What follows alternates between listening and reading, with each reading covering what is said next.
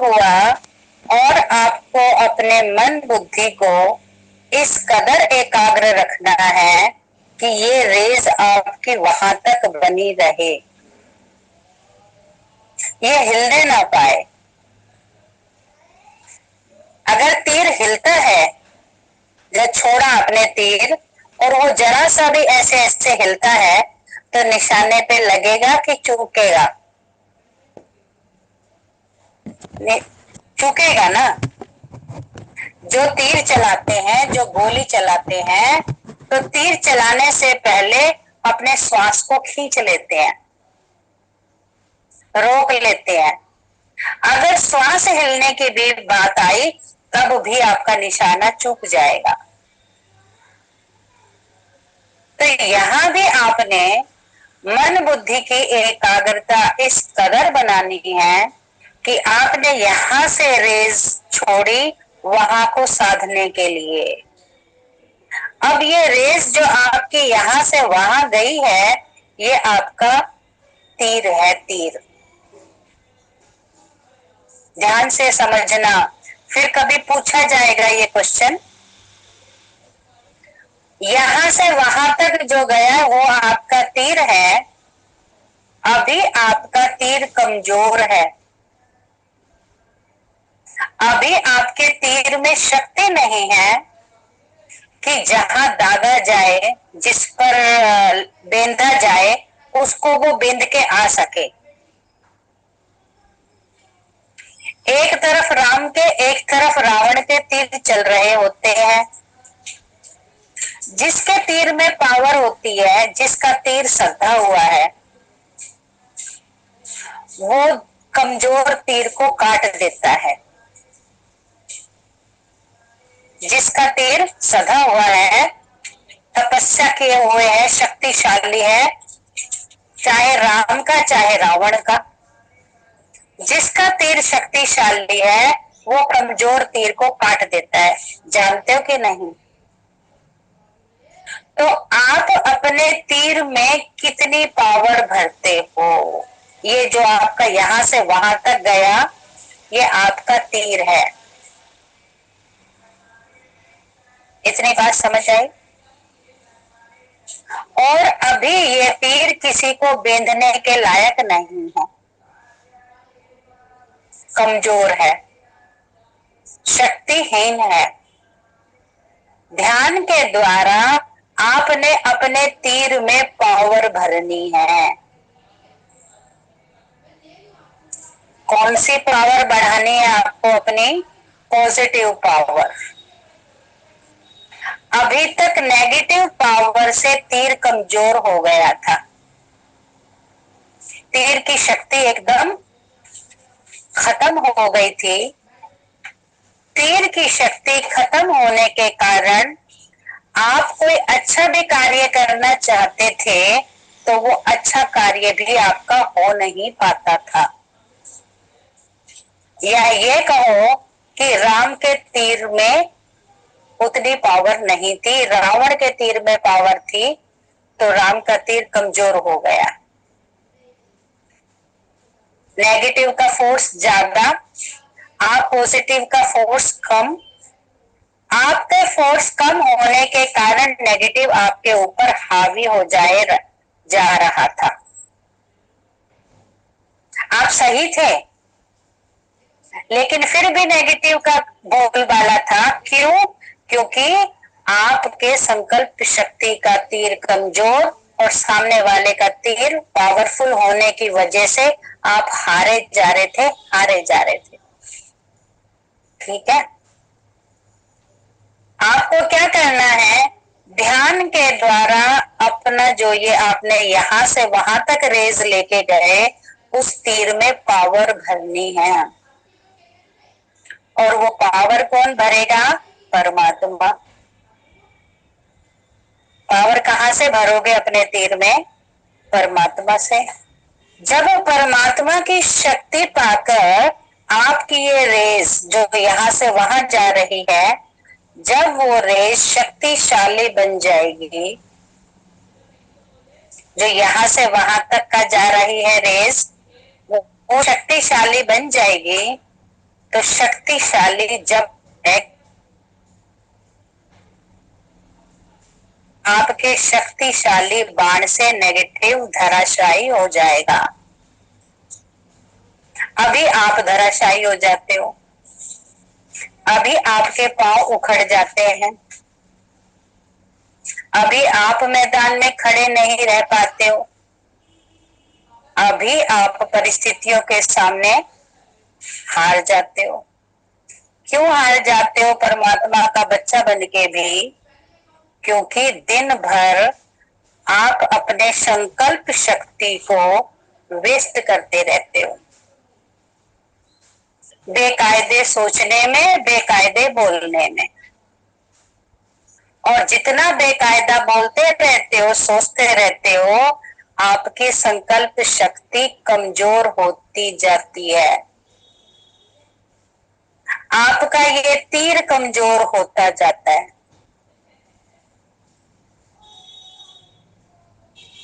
अपने तीर में कितनी पावर भरते हो? भंडारी भंडार भरे बैठा है आपके तीर में पावर भरने के लिए। सर्वशक्तिवान परमात्मा आपके तीर में पावर भरने के लिए हर समय तैयार है, दिन में भी रात में भी। इसको कहेंगे परमात्मा की मदद। ऐसे नहीं है कि आपका बर्तन टूट गया और परमात्मा आके जोड़ जाएगा। परमात्मा शक्ति भरेगा आपके भीतर। भगवान ने युद्ध नहीं लड़ा,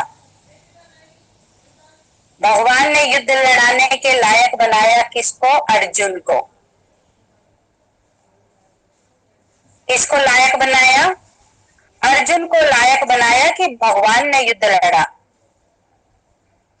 भगवान सारथी बने,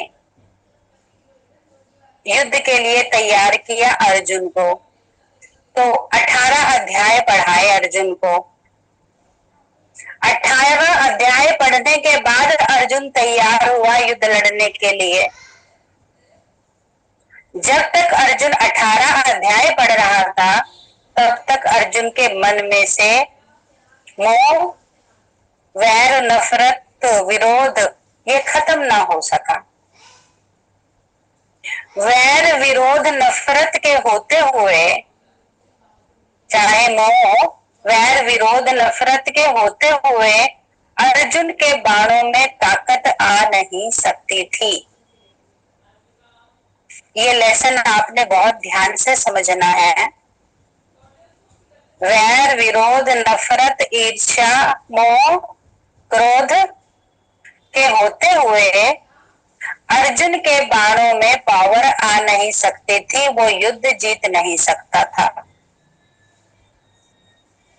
अर्जुन के बाण तभी शक्तिशाली हो सकते थे, बेंधने लायक, जब अर्जुन अपनी इन कमजोरियों पर जीत पा लेता।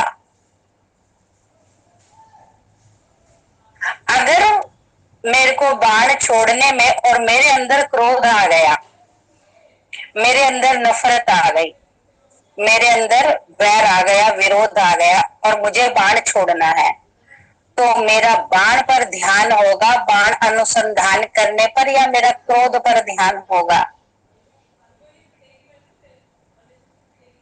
जब मुझे बाण छोड़ के विजयी बनना है, मेरा बाण पर ध्यान होगा, या मुझे सामने वाले बंदे पर क्रोध आ रहा है तो क्रोध पर ध्यान होगा? जब मुझे क्रोध आ रहा है, सामने वाले बंदे से नफरत हो रही है, तो नफरत में चला जाऊंगा मैं मेरे ऊपर क्रोध हावी हो जाएगा और जो बाण मुझे छोड़ना चाहिए था वो बाण मैं छोड़ ना पाऊंगा। इसलिए पहले अर्जुन को ये लेसन पढ़ाए गए। जब अर्जुन ने अपनी भीतरी बातों पर, भीतरी तृष्णाओं पर, भीतरी कमी कमजोरी पर जीत पाली, जब अर्जुन ने, तब अर्जुन युद्ध के मैदान में उतरने लायक बना। अगर first, second, third, fourth day Arjun को युद्ध के मैदान में उतार दिया जाता तो जो कमजोरियां थी अर्जुन के अंदर, उन कमजोरियों के होते हुए अर्जुन युद्ध जीत नहीं सकता था। समझ आई? तो मेरे सामने भी ये क्या है, ये कर्म क्षेत्र मेरा युद्ध का मैदान है, हर एक के सामने है। जब तक मैं अपने भीतरी कमी कमजोरी पर जीत नहीं पाऊंगा, तब तक मैं ये परिस्थितियों रूपी युद्ध का मैदान जीत नहीं सकता। और उसको जीतने के लिए मुझे 24 घंटे ही अभ्यास में रहना पड़ेगा। सिर्फ क्लास सुनते हैं उतनी देर का अभ्यास नहीं। क्लास में तो मुझे घी पी लेना है, मक्खन खा लेना है क्लास के टाइम। तो इसके आगे पीछे मुझे अपनी तैयारी रखनी है कि मक्खन मिले और मैं खा लूं। मक्खन का हाजमा भी तो होना चाहिए ना, तभी तो खा सकेंगे। मक्खन को लेने की नियत भी तो होनी चाहिए कि मेरे प्लेट में मक्खन रख दो। हर रोज मक्खन मिलता है जीतने के लिए, लेकिन हमारा ध्यान मक्खन पर नहीं होता। हमारा ध्यान किस पर होता है? जो कल अड़ोसी से बात हुई थी, पड़ोसी से बात हुई थी। इस समय भी क्लास में भी मेरे अंदर चिंतन किस बात का चल रहा होता है? जो मेरी कमी कमजोरी होती है। उस कमी कमजोरी को लेकर हम क्लास में बैठते हैं। हम वो लेके नहीं बैठते क्लास में कि मक्खन बट रहा है वो खाना है। कल की, परसों की, 10 दिन, 6 महीने पुरानी जो परिस्थिति होती है, उस परिस्थिति को लेकर हम क्लास में बैठते हैं। और उस परिस्थिति को बैठने की वजह से मक्खन तो मेरी थाली में आता ही नहीं है। थाली में क्या होता है? या तो बासी भोजन या तला भुना मिर्च वाला भोजन। मेरी बातें ही तो होती है ना मेरी थाली में इस समय। मुझे थाली साफ करके रखनी है। अब कल जब क्लास ज्वाइन करोगे तो आज मन और बुद्धि की थाली को कल तक साफ करके रखना, और मैली नहीं करना।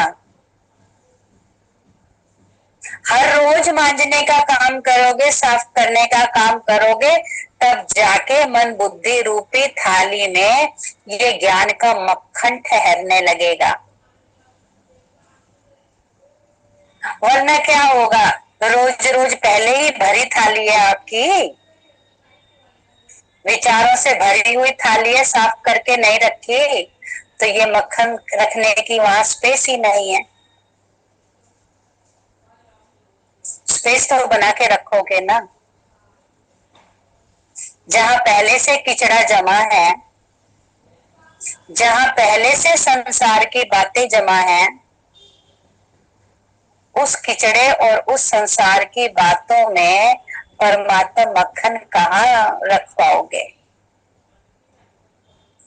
परमात्मा मक्खन को संजोने के लिए हर पल कपड़ा मारते रहो अपनी थाली में।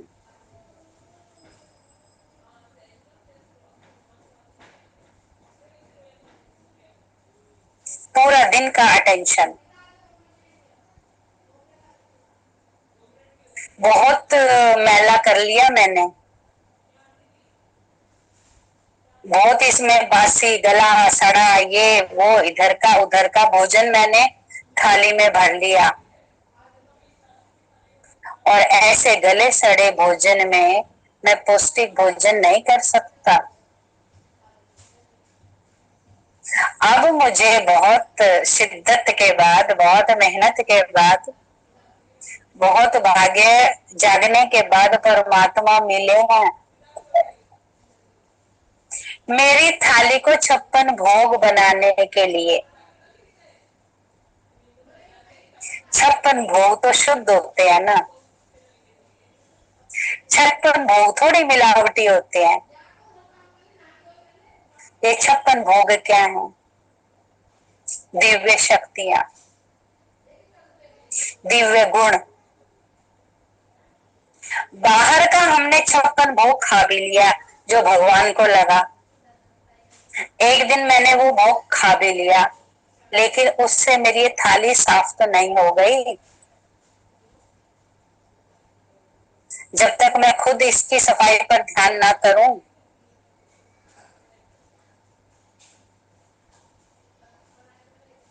मुझे मेरी थाली पूरी साफ खाली करनी है, खाली करनी है, जिसमें परमात्मा एक एक कटोरी रखता जाए और उसमें भोग डालता जाए।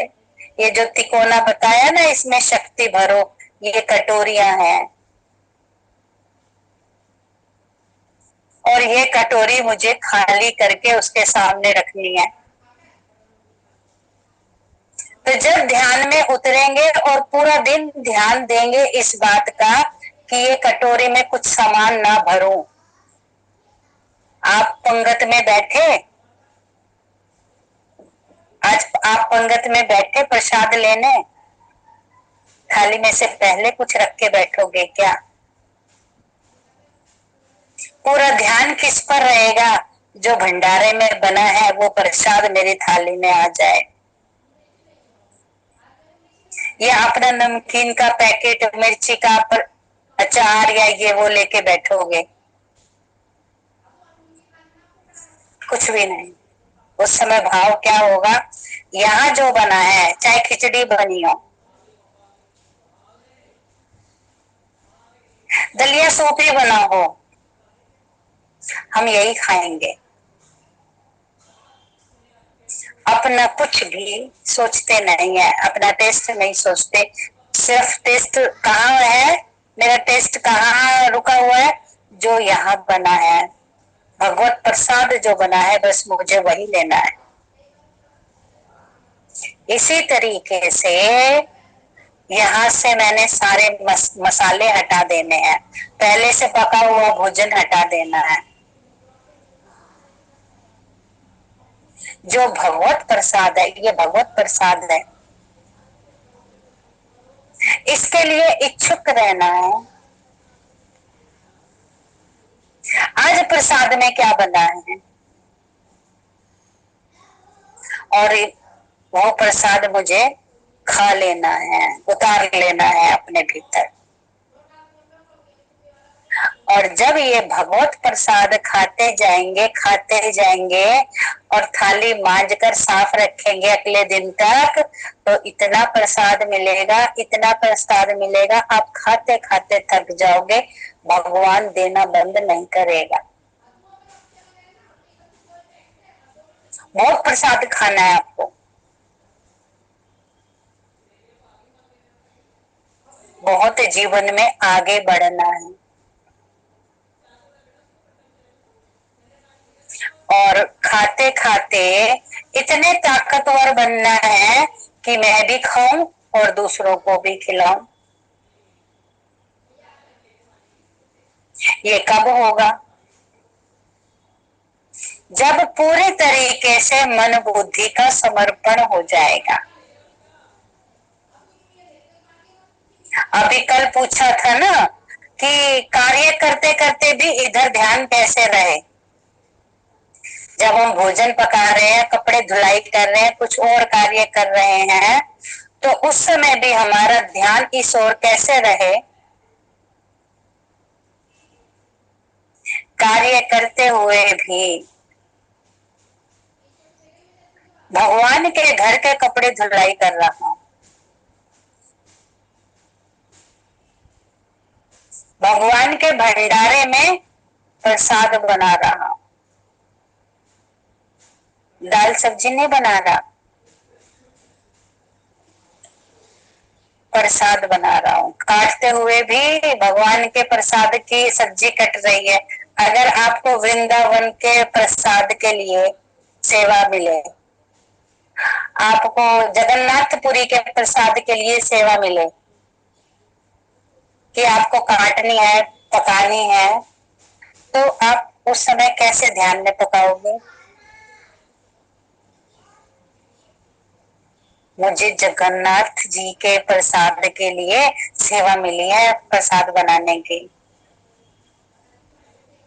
भाव बदल गया ना। तो जगन्नाथ जी वही है या जहाँ रह रहे हो वहां भी हैं?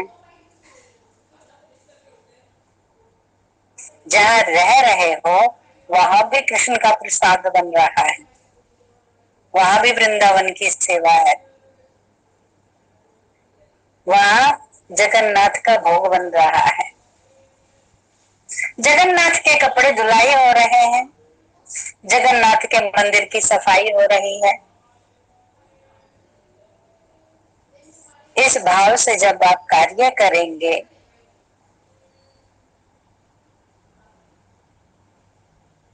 आप वही हैं, वही जगन्नाथपुरी में। आपको यहाँ बैठे जगन्नाथ का साक्षात्कार होगा जब आपका भाव जगन्नाथपुरी में सेवा का होगा। यहाँ बैठे बैठे आपको बांके बिहारी के दर्शन होंगे। बांके बिहारी वहीं तक थोड़ी सीमित है, वृंदावन तक। सिर्फ वहीं का वासी है क्या बांके बिहारी? बांके बिहारी आपके घट घट का वासी है, यही बुला सकते हो आप। पूरा दिन इस सेवा में रहो कि मैं बांके बिहारी की सेवा कर रही हूँ। जब ध्यान इस बात में रहेगा तो हर आत्मा बांके बिहारी दिखेगी।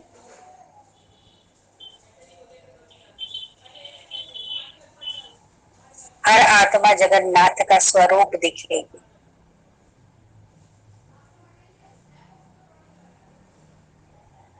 और कैसे सेवा कर जाओगे बिना थके? कहाँ से आपके अंदर फुर्ती, कहाँ से आपके अंदर शक्ति आएगी? आप सोच भी, भारी क्या बनाता है मन को? भारी शरीर काम करने से नहीं थकता, मन को भारी बनाता है व्यर्थता। नेगेटिव और वेस्ट मन को भारी बनाते हैं। मंदिर में 1000 लोगों की सब्जी काटनी हो, थकान नहीं होती। घर में 4 लोगों की सब्जी काटनी हो, भारी शरीर तो 100 लोगों की सब्जी, 1000 लोगों की सब्जी काटने में भी वही था शरीर तो। और शरीर तो 4 लोगों की सब्जी काटने में भी वही था। फर्क किसका था? 4 और 1000 में मन का। वहां मन इस बात में लगा था मैं जगन्नाथ जी के भंडारे की सब्जी काट रही हूँ, और यहाँ मन में था ये रिश्ते, इनकी सब्जी काट रही हूँ। जो रिश्ते सुंदर नहीं लगते,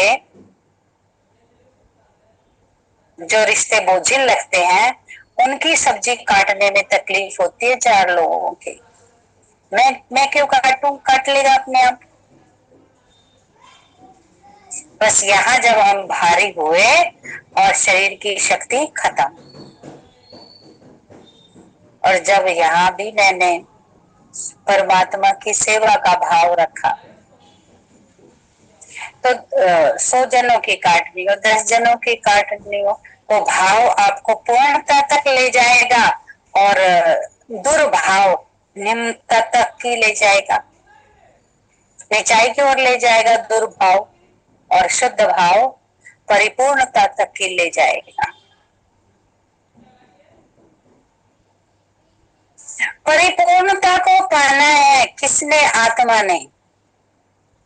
आत्मा ने परिपूर्णता को पाना है तो शुद्धि का विशेष ध्यान रखना है।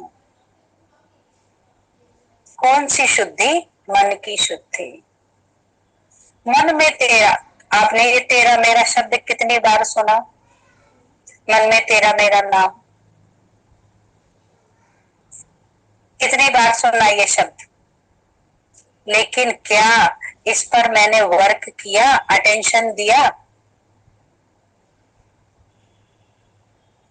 तेरा मेरा ना हो, इस पे मैंने अटेंशन दिया। जैसे अभी आप 2-3 दिन से मौन पे अटेंशन दे रहे हो, तो मौन का रिजल्ट भी आ रहा है ना। तो आप तेरे मेरे पर अटेंशन देना शुरू करो कि मेरे प्रभु ने कहा है कोई तेरा मेरा नहीं है, सब अपने हैं। अगर इस बात पे आप अटेंशन देना शुरू करो तो देखोगे कि तेरा मेरा हटाया तो कितना अपना आया। समझ आई? इन बातों को हम आम बातें ले लेते हैं कि तेरा मेरा की बात आम बात है। ये तो हम बचपन से सुनते आए हैं, कोई तेरा मेरा नहीं है मेरे अंदर। मौन भी तो आप बचपन से सुनते आए हो, लेकिन अभी तक नहीं, अभी तक -1% भी नहीं सधा है। मौन मतलब आप स्टेच्यू बन जाए।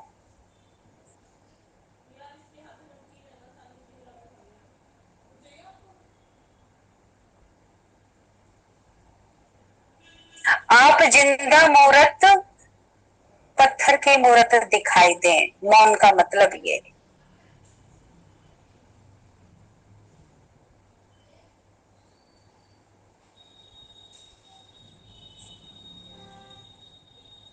शरीर और आत्मा दोनों स्थिर हो जाएं।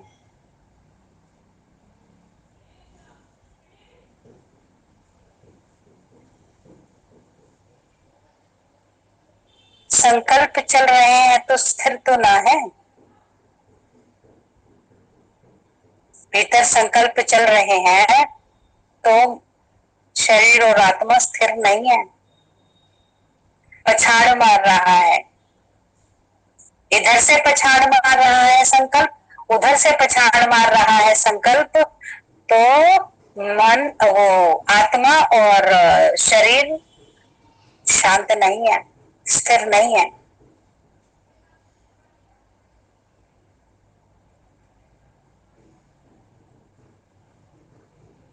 समझ आई? कोई पछाड़ ना हो, संकल्पों की कोई बौछार ना हो। और ये बात दिन भर ध्यान करनी पड़ेगी।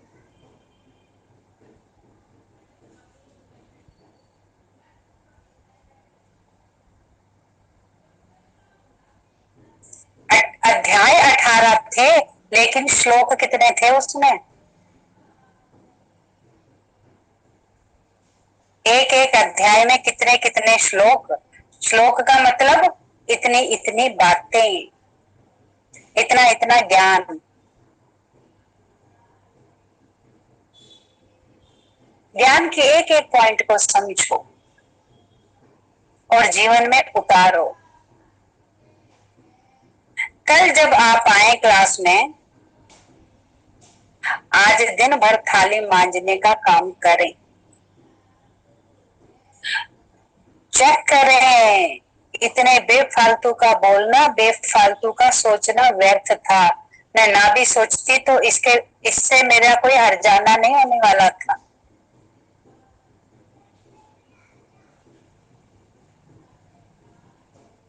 और ये वेस्ट का सोचना छलनी में छेद बनाना है।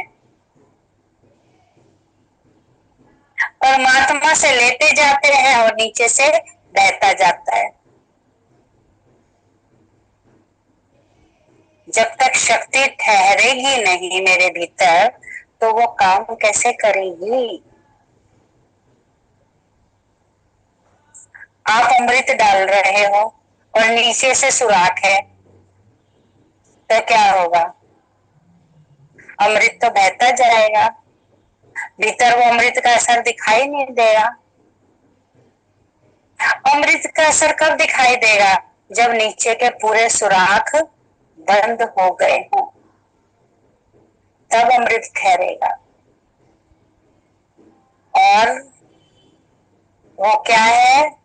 पोट क्या है? पोट जिसमें अमृत ठहरता है वो है मन और बुद्धि। मन और बुद्धि वो घड़ा है, वो कुंभ है। घड़े को कुंभ कहते हैं ना। वो कुंभ है जिसमें परमात्मा द्वारा दिए हुए आशीर्वचन अमृत ठहरते हैं, स्टोर करते हैं, और वो मेरा कुंभ शुद्ध और पवित्र होगा, नेगेटिव और वेस्ट से मुक्त होगा। तभी ये दिव्य शक्तियां, अमृत रूपी शक्तियां उस कुंभ में रह सकेंगे, इस कुंभ में।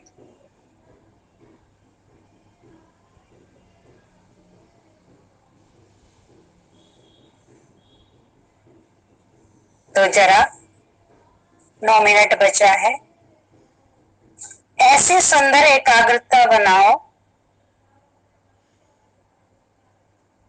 यहां से वहां तक का आपका निशाना टूटे ना। जो रेस जा रही है याद की,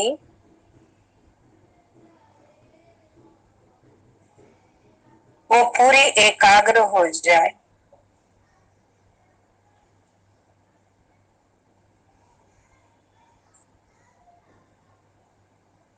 इधर उधर से कोई ड्रॉप आके, अभी तो बौछार की बात नहीं हो रही है, ड्रॉप की बात हो रही है।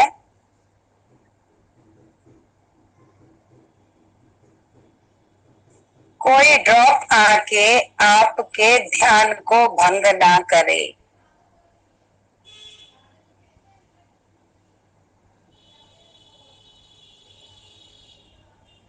किसी भी बात की ड्रॉप रहित रेस बनानी है आपको, यहां से वहां तक की।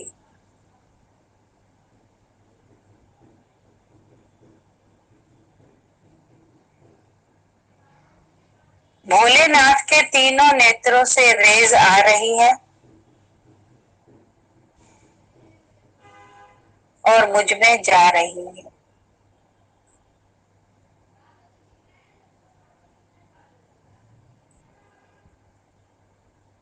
मुझसे रेज निकली तीनों नेत्रों से और भोलेनाथ में गई।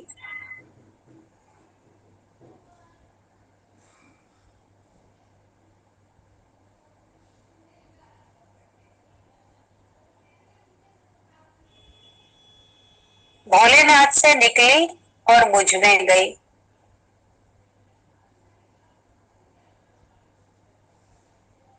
एकदम सीधी।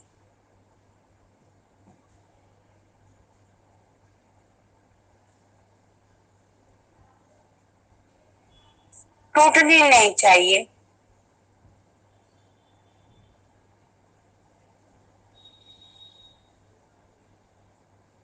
पूरी एक ही कार।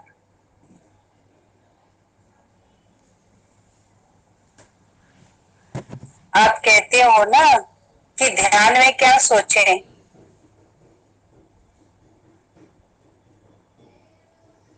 सोचना नहीं है, देखना है।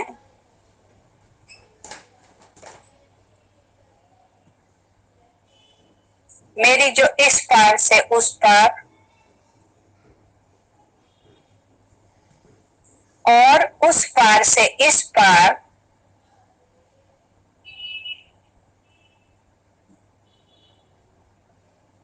जो एनर्जी आ रही है,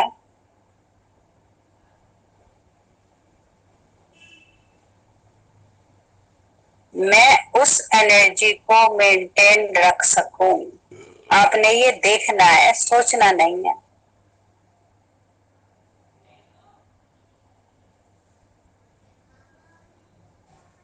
और ये देखते हुए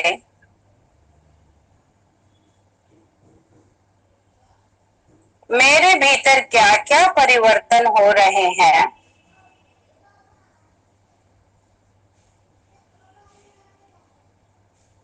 उन परिवर्तनों को भी समझना।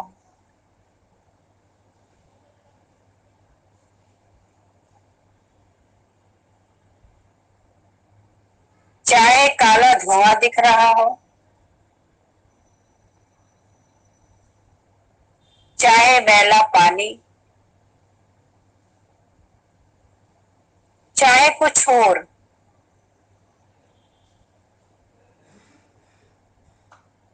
आपको ध्यान नहीं तोड़ना है।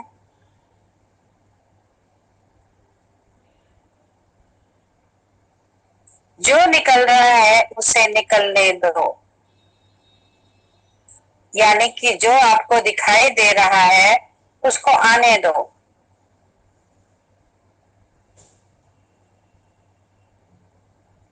वो निकलते निकलते अपने आप साफ हो जाएगा।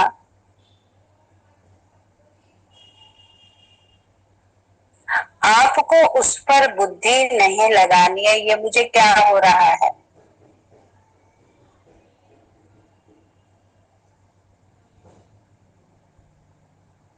भोलेनाथ की शक्ति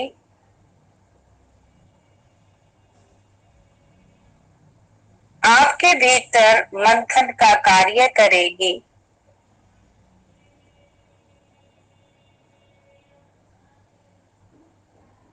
उस मंथन से आपकी विकृतता, जो अवगुण भर गए हैं मेरे अंदर,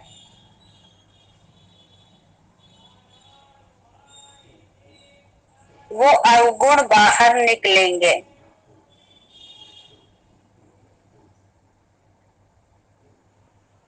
अवगुण बाहर निकलने का मतलब है मेरी थाली का साफ होना,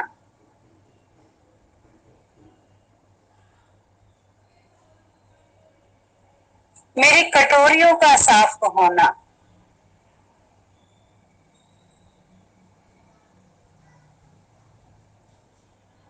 जिस थाली जिन कटोरियों में मैं परमात्मा के द्वारा दिया हुआ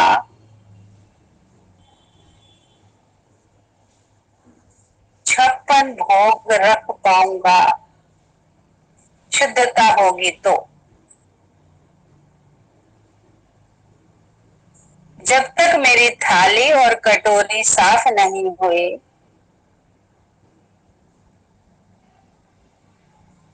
तब तक परमात्मा का द्वारा दिया हुआ दिव्य प्रसाद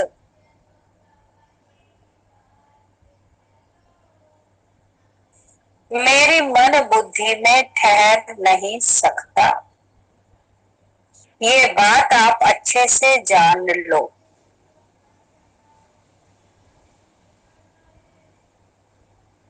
और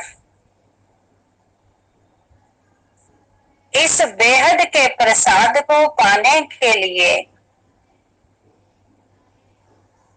मैं कितना उत्सुक हूं। इस प्रसाद की मेरे भीतर कितनी वैल्यू है।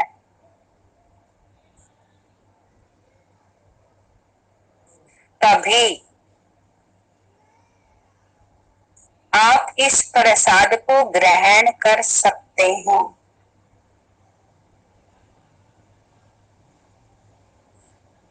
वरना तो ज्ञान मार्ग में कितने लाखों लोग चलते हैं, लेकिन उस स्थिति को प्राप्त नहीं कर पाते जिस स्थिति को उनको प्राप्त करना चाहिए।